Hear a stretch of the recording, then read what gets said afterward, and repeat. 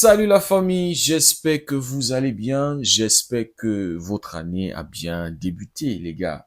Chez nous au Barça, ça a débuté en genre, hein, Lamine.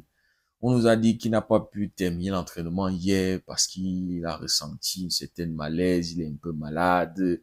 On ne sait pas trop ce qu'il a bu, ce qu'il a mangé lors du réveillon du nouvel an. Vous voyez des trucs comme ça, il n'a pas pu terminer l'entraînement alors qu'il y a un derby samedi les gars. On sera à Espagnol pour affronter nos frères catalans, les gars. Vous voyez, et donc, Yamal qui n'est pas à 100%, les gars, c'est pas une bonne nouvelle pour lancer l'année. Mais bon, les amis, on espère que c'est rien de grave et que samedi, il pourra participer à ce match-là, à ce derby, les amis, qui s'annonce très tendu, les gars. Très tendu. On va en parler. Les gars, je sais pas si vous vous êtes rendu compte qu'en 2025, le bilan du Real Madrid en termes de trophées, c'est le soulier d'or de Kylian Mbappé, les gars. Le grand Real Madrid, le meilleur club historiquement, 15 Champions League, je crois c'est 36 Ligas. Ce grand club-là, en 2025, a célébré un trophée individuel. C'est-à-dire même pas un trophée mineur, petit, non. Un trophée individuel. Le soulier d'or de Kylian Mbappé, les gars. C'est-à-dire dans leur stade moderne, l'un des plus beaux stades en Europe, on n'a présenté que le soulier d'or de Kylian, les gars. Et autre chose qu'ils ont célébré, les amis, c'est le record de Cristiano Ronaldo qui a été égalé par Kylian Mbappé. Tout tourne autour de Kylian. Comment est-ce que les Vinicius et les autres ne vont pas se sentir un genre pour un club qui a l'habitude de remporter au moins un trophée chaque saison, les gars. 2025, le Real Madrid, soulier d'or de Kylian. Il manquait juste la parade, les gars. Il manquait juste la parade. Tout le stade plein et on présente un soulier d'or.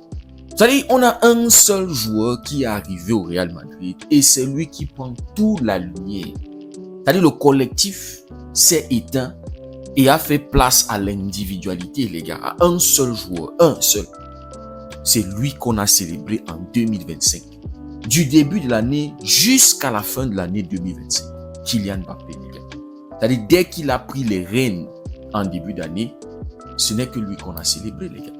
Et figurez-vous, les amis, que pendant que ce joueur montait en puissance, brillait, le collectif était en train de subir des dommages moraux, les gars. Un club qui a perdu et la Supercoupe, et la Copa del Rey, et la Liga, en se faisant marcher dessus, en se faisant humilier par le Barça, les gars. On te parle d'un club qui est allé se faire humilier en Coupe du Monde des clubs par le Paris Saint-Germain. On te parle d'un club qui s'est fait taper cette saison par Atlético Madrid, les gars, 5-2. C'est-à-dire tellement de dommages psychologiques que cette équipe a connu en 2025, les gars. Un bilan catastrophique, les gars. Et tout ça, les amis, c'est depuis qu'un certain joueur s'est installé dans cette équipe. Un certain Cancer qui avait été retiré du Paris Saint-Germain, qui s'est installé aujourd'hui au Real Madrid. Et collectivement, ce club est mort. Mais on a des supporters madrilènes qui refusent de voir que c'est depuis que ce joueur est arrivé que les choses ne tournent pas bien au club. Donc 2025, dans le bilan du grand Real Madrid, les gars, c'est le soulier d'or de Kylian Mbappé et le record de Cristiano Ronaldo qui a été égalé par le même joueur. C'est ça le bilan du Real Madrid en 2025, les gars. Pourtant au Barça, c'était une très belle année pour nous, les gars. Ça aurait été meilleur si on était allé en finale de la Champions League. Mais bon, les amis, triplé national, près de 200 buts marqués. Et aujourd'hui, dans la saison en cours, on est premier du championnat, 4 points du Real Madrid. Et dans une semaine, à peu près, les gars, on doit être en train de soulever notre premier trophée de la saison, les gars. Super Coupe d'Espagne, bien sûr. Donc, les amis, nous sommes de retour de la pause, les fêtes de fin d'année. Et demain, il y a le derby catalan, les amis. Ça va être très tendu. Généralement, on sait que ce derby est très tendu. Mais maintenant, les amis, on se rappelle que lors du dernier mercato, le Barça était allé péter la clause libératoire du meilleur joueur d'Espagnol la saison dernière. celui qui les a permis de se maintenir en Liga la saison dernière, Monsieur Juan Garcia, qui était aussi le meilleur gardien de la Liga la saison dernière, les gars. Et donc, les amis, on sait comment les supporters espagnols avaient pris cette nouvelle. Le fait que leur meilleur joueur est allé renforcer leur rival, les gars. Donc, les amis, c'est cette situation qui a maximisé les tensions qu'il y aura demain. Nous serons au RCDE Stadium, les gars. C'est le stade d'Espagnol, les gars. Nous sommes à l'extérieur. Et le club a communiqué qu'il y aura des filets qui seront mis autour pour que les supporters ne puissent pas jeter des objets, puisque les supporters sont en train de préparer un accueil très très hostile à Juan Garcia. On sait que depuis que Juan Garcia est arrivé au Barça, ça a été que l'amour, ça a été que le soutien. C'est clair. Et Antiflick le dit à toutes les conférences de presse, Juan Garcia, c'est le gardien numéro 1, les gars. Et que dire, les amis? C'est un excellent gardien. C'est un gardien qui a du potentiel d'être demain le numéro 1 mondial, les gars. S'il continue de progresser. C'est juste que voilà, il y a eu cette blessure qui a un peu cassé sa dynamique. Mais les amis, ça ne lui a pas empêché de revenir plus fort. Donc les amis, Juan Garcia doit être en train de se préparer mentalement. Je ne sais pas s'il y a un psychologue qui est là pour l'aider à se préparer mentalement pour ce match. Parce que j'imagine les sifflets, j'imagine l'hostilité qu'il y aura. Les gars, il va falloir qu'il bouche ses oreilles pour se focaliser sur ce qui est important. Nous allons là-bas, les amis, pour 3 points.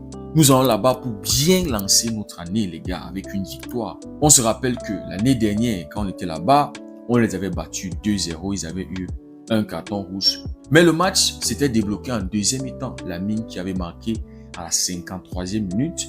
Et puis, dans les dernières minutes du match, temps additionnel, Fermin Lopez avait marqué le deuxième but, les gars. Donc, 2-0, clean sheet. Chesney qui était dans les goals, Juan Garcia qui était de l'autre côté, les gars. Cette fois-ci-là, Juan Garcia sera de notre côté et vraiment, je souhaite qu'il fasse un clean sheet. Et aussi, les amis, les deux équipes arrivent très, très en forme. C'est la première fois depuis plusieurs années que les deux équipes sont aussi en forme. Les 5 derniers matchs du Barça, c'est 5 victoires.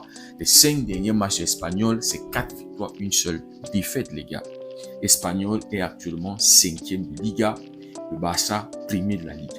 On sait que dans cette rivalité, Espanyol aime se montrer, les gars. Ils vont attaquer, ils vont presser le Barça, les gars, parce que ce qu'on avait vu aussi du Barça, première partie de saison, c'est que dès qu'il y a la pression comme ça, là, ça devient un peu compliqué. Donc, ils vont se rassurer de mettre une intensité folle sur le Barça. Surtout que ça sera Juan Garcia en face d'eux. Donc, ils vont vouloir détruire Juan Garcia.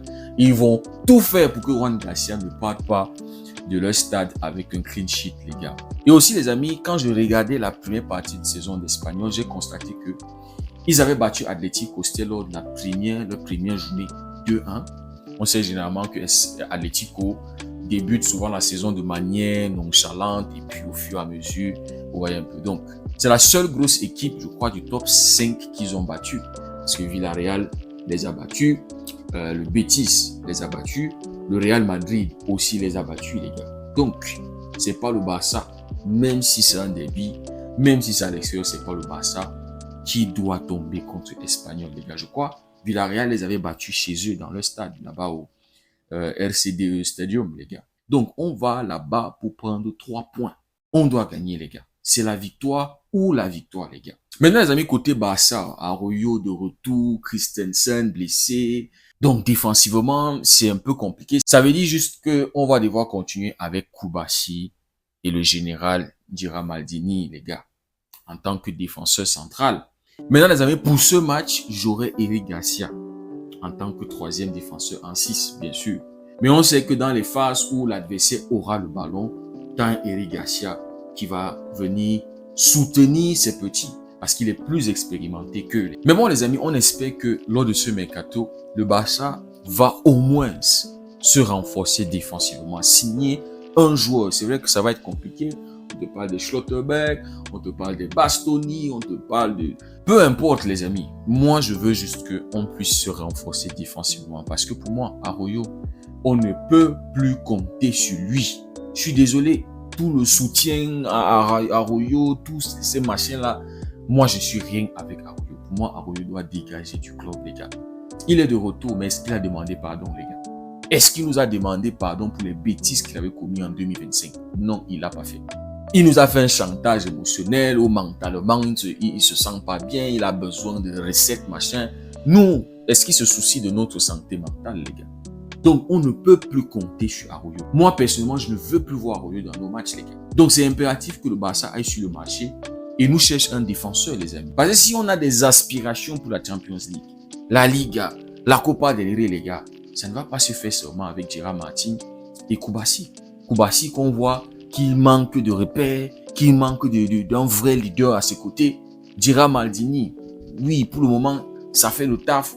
Mais les amis, quand tu arrives en deuxième partie de saison où les titres se jouent, où tu vas commencer à affronter les meilleurs, je pense pas qu'on va tout le temps compter sur Gérard Maldini, les gars. Ses limitations, son manque d'expérience pourront le rattraper, les gars. Donc, j'espère que Deco va faire les bonnes décisions lors de ce mercato, les gars. Mais bon, demain, je m'attends à une victoire du Barça. Il faut bien lancer son année. Surtout pas de match nul, les gars. Quand tu vois que le Real Madrid va affronter le Betis, tu vois que Atlético est en déplacement à la Real Sociedad, les gars pourront perdre des points, les gars.